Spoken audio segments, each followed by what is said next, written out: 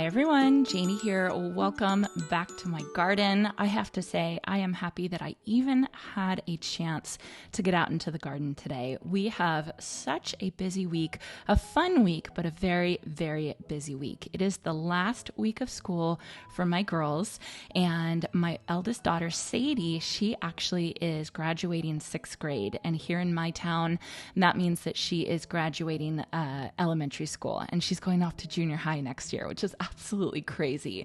So we have a whole bunch of end of the year fun stuff planned for this week. Lots of school events that I'm volunteering for, just all fun stuff. And so I knew that getting out in the garden this week was going to be rough. But today I had a couple hours in the morning, so I threw some overalls on, threw my garden hat on, and got outside. And luckily I set up a camera just so that I could film it for you guys. So bear with me this week. I'm going to bear with myself this week based on how busy we are. But I think it's going to be a really fun week, and I'm going to do my best to get out in the garden early in the morning before all the craziness starts. So the first thing that I did today is I headed over to the orchard garden and I started pruning back some of the spent blooms on the perennials that I have in the orchard garden. I started off with the pink pearls penstemon that was absolutely stunning earlier on in the season. It was kind of an early bloomer this year for me, and it was really, really beautiful. I am not sure, this is the first year I have of growing this plant, so I'm not sure if it's going to flush out again. I have a feeling it will, just because of how early it bloomed, but I just wanted to make sure that I cut it all back so it has nice fresh blooms or fresh growth that it could bloom on later in the season. So I will definitely keep you all updated on the pink pearls penstemon to see if it blooms again this year. So in addition to pruning everything back, as I prune stuff back, that's when I start noticing the weeds. And we definitely deal with weeds in our garden, but I have to say it's gotten so much better since we did the no-till gardening method where you put 6 inches of compost and then another couple inches of arborist wood chips. Our weeds have decreased dramatically, but we do still have some. And when I do cut back days like this, where I'm really cutting back a bunch of foliage, it's a chance for me to see weeds that have been covered by plants. So I always go through and I always grab the weeds while I'm out here, which does make this job a little bit longer. It takes a little bit longer, but it's worth it because I can really get those stubborn weeds that the mulch hasn't been able to suppress. So I was doing that, grabbing some weeds, and then I moved on to one of the most beautiful plants in my garden, which is Cat's Pajamas Nepeta. And Cat's Pajamas Nepeta is up there. It is definitely one of my favorite plants in my garden. I would not say it's on the top though, simply because I am so spoiled with a lot of my plants. A lot of my plants that I plant in my garden, I plant ones that don't need to be deadheaded, don't need to be cut back, like my Playing the Blues salvia, or like my Meteor Shower verbena, or my superbena. I mean, just the ones that I have right here.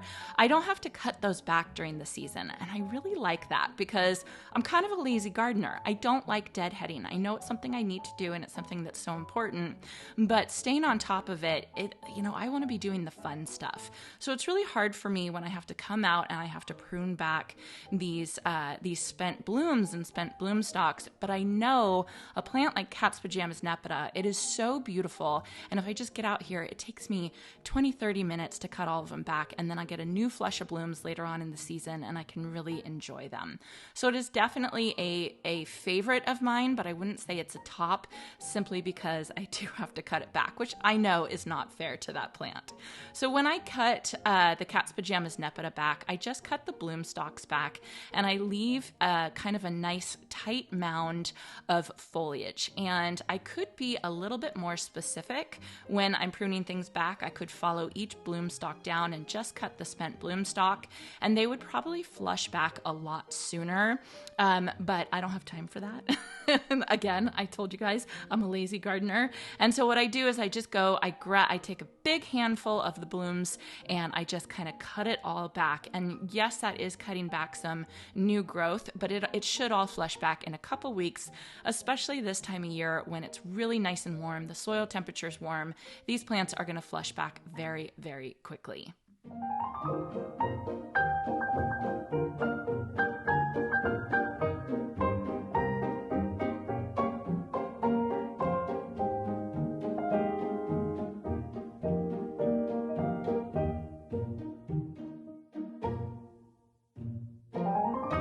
Next up, I decided to tackle some more of my lemon coral sedum.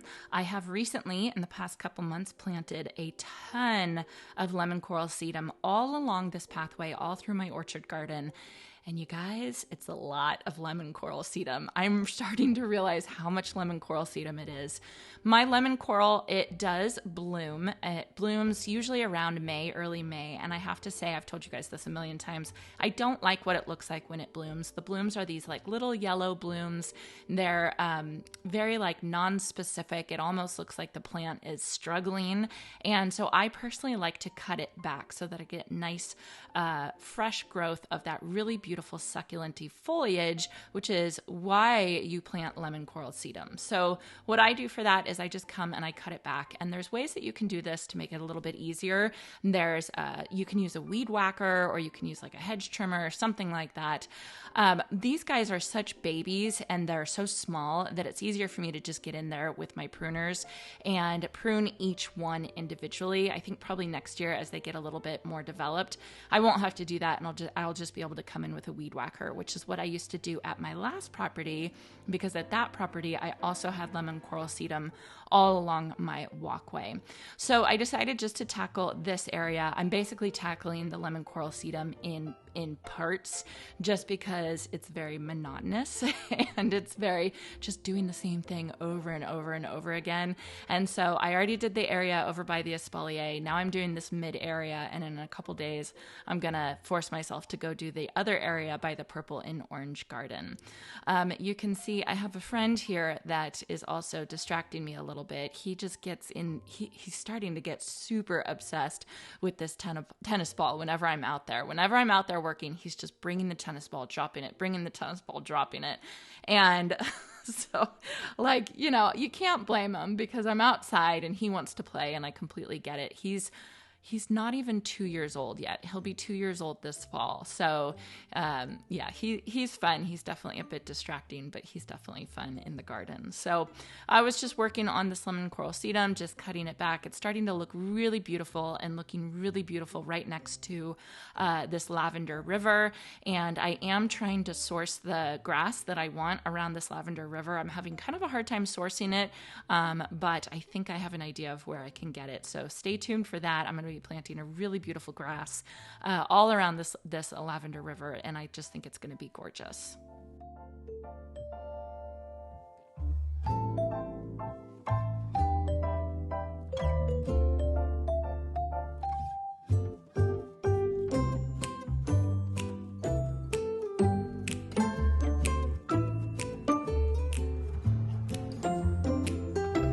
Monty, you are why I can't have nice things. Do you know that? You're lucky you're cute. Oh, you're lucky you're cute. Not the lavender.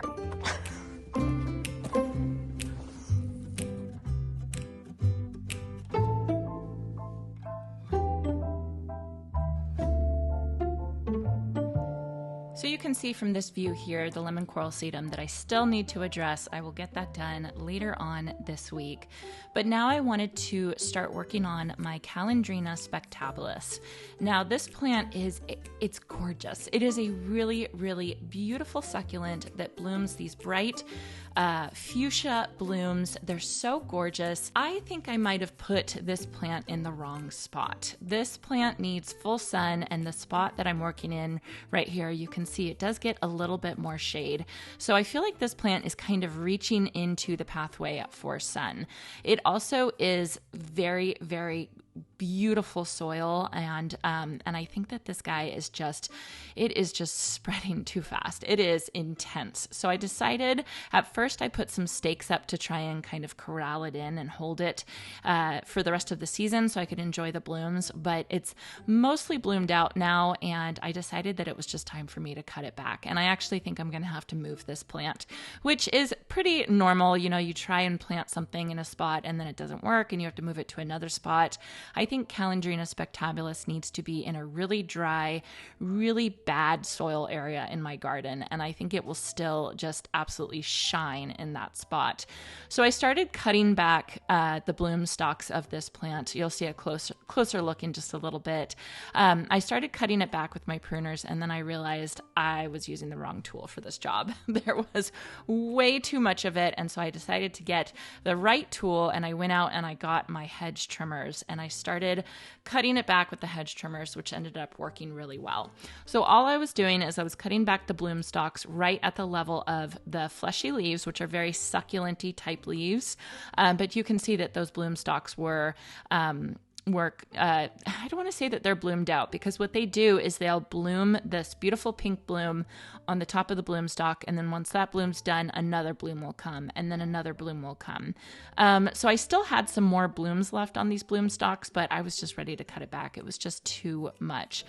So this job actually took me a long time. I was probably working on this for about 45 minutes, and I was I was exhausted, honestly. I had to take a couple breaks from cutting this back. And then I finally started working on cutting the actual plant back. And my goodness, the stems on this plant were crazy. I just planted this plant last summer, I want to say. So it's not even a year old, and it is intense. I think I planted 4 plants, and it's just not the right place. Too many plants. I need to move it. I don't think I'm going to move it just yet, but I think maybe in the fall I will move it. And apparently it's very easy to move. You just break off a piece and go stick it in another part of your garden, and it's super easy. But I have to say, after cleaning this whole thing up, I'm really happy that I did clean it up, because I was kind of avoiding this area because there was just so much going on and almost like covering up the pathway. And so by cutting it back a little bit, it just kind of opened the area up a little bit. So it's good to know that now I know that I want something low in this spot. I don't want something too high that's going to make me feel too enclosed in, especially with the fig tree on the other side. So I'm glad I cut it back. I think it looks way nicer. I have to admit, I was exhausted after this job.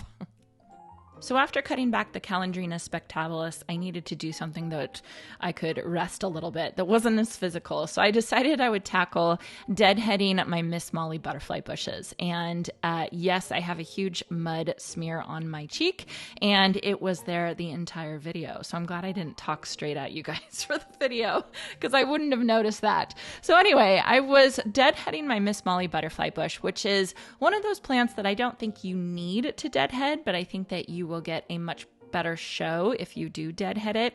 And I started deadheading this plant. Before I go any further though, I want you to notice how tall this plant is. So this plant says on the plant tag, it says it gets 4 to 5 feet tall and wide.